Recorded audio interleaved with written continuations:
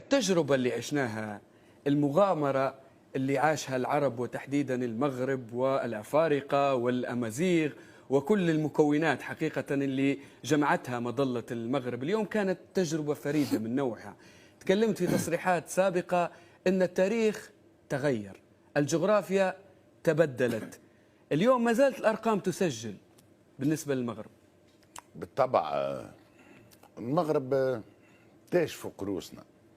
المغرب اللي قام به في الكأس العالم هذا حتى اليوم رغم الهزيمة.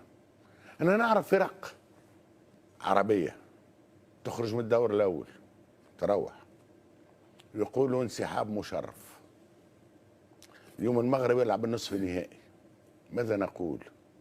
وليس بالانسحاب، مازال يلعب.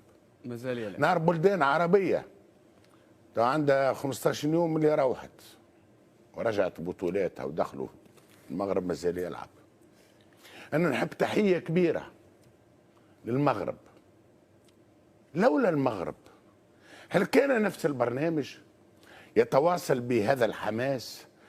لا، هل كانت أي برامج نتفرج في كل التلفزيات العربية، كل التلفزيات العربية اللي تغطي في كأس العالم، لو خرج المغرب مثله مثل البقية الذين خرجوا بوجه مشرف منذ الدور الأول؟ صحيح. ماذا نقول على المغرب؟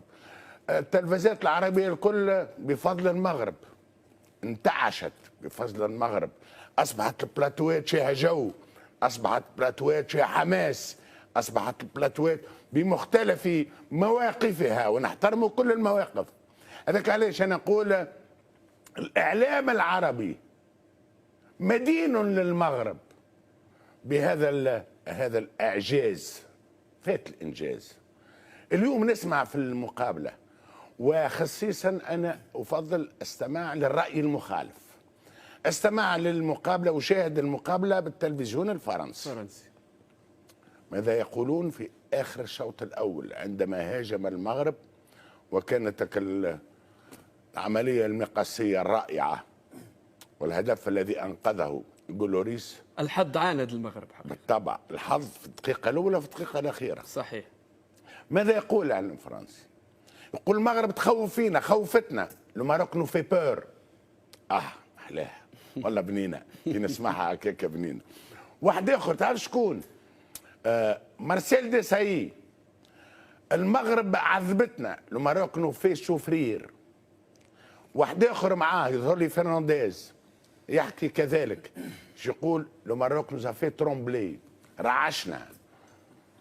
أمان مستانسين، احنا مستانسين. قلوب الفرنسيين توقفت جميعها. بالطبع، واكثر من هكا معناها نقول انه ما فعله المغرب واليوم. علاش انا فرحان؟ راهو تلعب ضد بطل فرنسا سي علي، تلعب ضد بطل فرنسا بكامل نجومه، مش بالفريق الرديف. صحيح. بكامل نجومه في نصف النهائي، ويتسجل لك هدف بعد 4 دقائق لعب.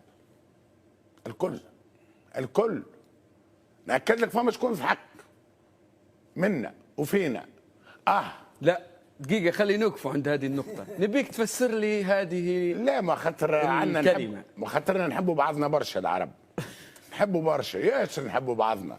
نحكي لك ردة الفعل اليوم باش يندموهم على ال5 مقابلات اللي عملوهم، باش يندموهم على التاريخ اللي كتبوه.